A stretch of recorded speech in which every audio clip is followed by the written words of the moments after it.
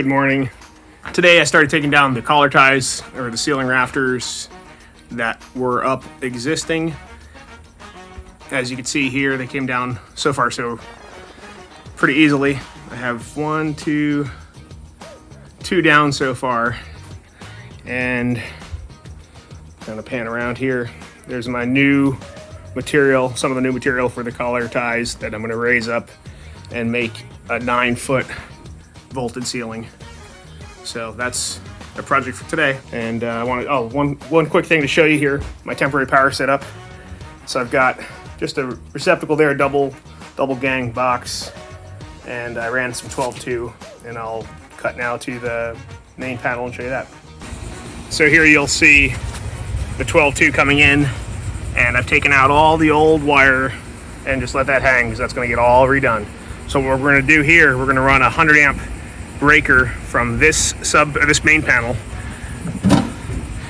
which has some other breakers in there actually already. So it's got a 100 amp main, and I'm going to put another 100 amp breaker that's going to go to another panel in the home, and that's going to be the main panel for the house. And then this panel will feed some other critical loads. For example, the range and maybe the hot water heater will be off this panel, and the rest of them will be off the other sub panel in the main home. All right, till tomorrow, we'll sign it off here. Thank you. Good afternoon, YouTube. We're coming to you with our other project house. I'm trying to not show you the address because I don't really want to have everybody and their brother come down and tell me what I'm doing wrong. But if you do figure it out, then I guess stop by and tell me what I can do better. You come in here. Oop, there, you know what? It's locked. Let me get the keys. All right, keys in the door, unlocked. Coming into the project house. So as you come in here, you can see the refrigerator, existing kitchen, excuse me, a large sink, and we got our tools already moved in a little bit, a little initial demo going. Kind of very small style bungalow. I think this is about 550 square feet or so. Come into the kitchen and into this area here, which is a living room slash dining room slash anything else room, because it's the only other room other than the bedroom. There you can see they closed off the thimble where they used to have a furnace or a stove to heat the place. This building was put up in 1955 and is considered a cottage. Here's the bedroom area, a little closet behind that door there, and then window units, which we're gonna change all out. And then you come into the bathroom. Small vanity, stand-up shower. Tried to renovate that. Somebody did that before we got here. You can see the glass is broken there. It'll have to be replaced. And then normal toilet.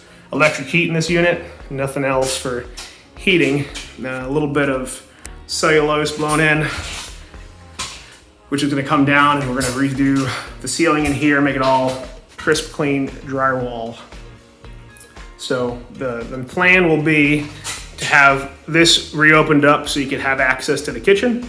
So pretty much easy access between the bedroom and the kitchen, or this room and the kitchen. This wall here will get opened up as much as we can. We're gonna look at the structure above to see if we can support opening it up. I think we might have to put a beam in because you can't really tell, but this wall here is not as far back as that wall there. So that means there's an outside corner that'll have to get addressed, which shouldn't be too difficult, but add a beam in so we can have this nice and open. So we'll have a center pillar that'll everything revolve around. So what we're gonna do is where the refrigerator is gonna come over to this area, and actually, let me get over here and show you. So refrigerator will get moved from there over to here, and I'm going to build that opening deep enough so that the refrigerator will be flush with the kitchen cabinets, and it'll fit just perfectly between that brick fireplace or brick chimney, and this area here is about 36 inches, which is what we normally do for a refrigerator opening, 36 inches wide, 6 feet tall.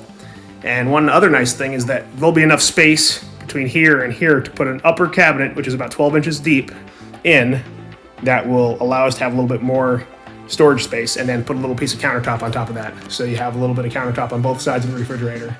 And I'm gonna leave that brick exposed just as a little decoration. So that cabinet will come out, that heater will come out, of course, and that'll be our walkway through to the other room. In this area, the stove is gonna get moved, and that's gonna become a dishwasher area. So dishwasher will go there, new base cabinet to the right with the sink, that's staying. And then where the refrigerator is now will become the range. So we should have about 30 inches of space there to put in a slide-in range, and that should be pretty simple to move over. We'll move a new range hood over and push that right out the other side. One thing that we're gonna try to do in here, I didn't take a walk around the outside, it's actually kind of wet and rough out there right now, but the venting for all of the pipe and plumbing system is actually run on the outside of the house. It's kind of interesting, not your normal plumbing job here, which is an aftermarket type deal. So we're gonna take that plumbing out and rerun the venting lines inside the home, inside the walls, like you would normally see on a new build. So that's gonna be one additional thing we'll do. On this wall, you'll have, so that's actually the hot water heater. And once we rip into that, I'll show you a little bit more about it, but that's an old school style hot water heater, but that's gonna come out.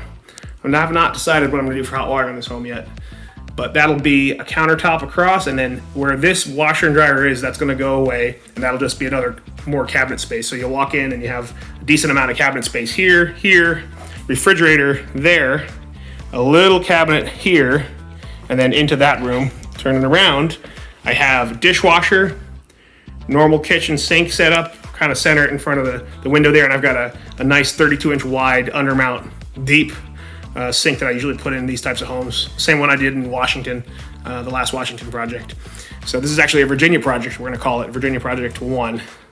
And then in this area will be a 30-inch slide-in range. I think the person that's gonna live in here was asking if they could get an induction top, so I'll probably look for one of those. Maybe I'll get one for a good price. Probably reuse that refrigerator initially, but build the opening large enough so that it'll fit in. So washer and dryer are actually gonna come around.